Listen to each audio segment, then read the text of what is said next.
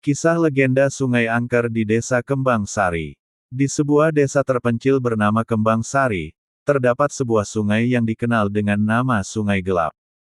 Nama itu bukan tanpa alasan. Air sungai ini selalu tampak pekat seperti malam, bahkan di bawah terik matahari. Penduduk desa percaya bahwa sungai itu bukan sekadar aliran air, melainkan tempat bersemayamnya roh-roh penunggu sejak zaman dahulu. Konon, cerita ratusan tahun lalu, ketika seorang pemuda bernama Jaka berani melanggar larangan desa untuk memancing di sungai tersebut saat malam bulan purnama. Para tetua desa sudah memperingatkan bahwa malam seperti itu adalah waktu di mana penjaga air, roh ular raksasa, akan muncul untuk menjaga harta karunnya di dasar sungai.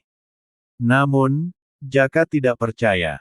Hantu, hanya cerita untuk menakut-nakuti anak kecil, katanya sambil tertawa. Dengan keangkuhan, ia membawa jala dan pergi memancing saat bulan bersinar terang.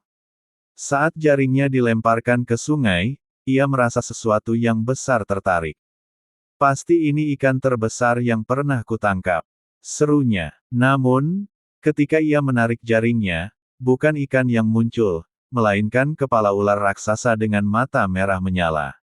"Berani sekali kau mengambil milikku." Suara menggelegar terdengar, seperti gemuruh badai. Jaka hanya bisa menatap ngeri saat ular itu melilit tubuhnya dan menyeretnya ke dalam air. Keesokan paginya, penduduk desa hanya menemukan jalannya yang tersangkut di bebatuan. Sejak kejadian itu, banyak penduduk desa yang mengaku melihat bayangan besar bergerak di bawah permukaan air, terutama saat bulan purnama. Beberapa mendengar suara bisikan yang meminta mereka menjauh dari sungai.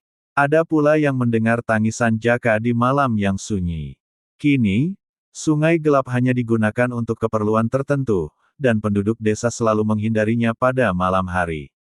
Setiap anak yang bermain di dekat sungai selalu diperingatkan, jangan pernah ganggu air itu, jika tidak ingin menjadi bagian dari cerita berikutan.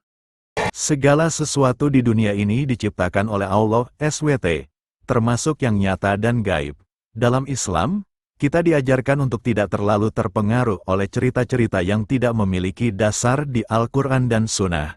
Kisah tentang siluman ular mungkin menarik, tetapi sebagai Muslim, kita harus menjadikan iman kepada Allah sebagai pegangan utama. Allah SWT berfirman, dan kami tidak menciptakan jin dan manusia, melainkan supaya mereka mengabdi kepadaku.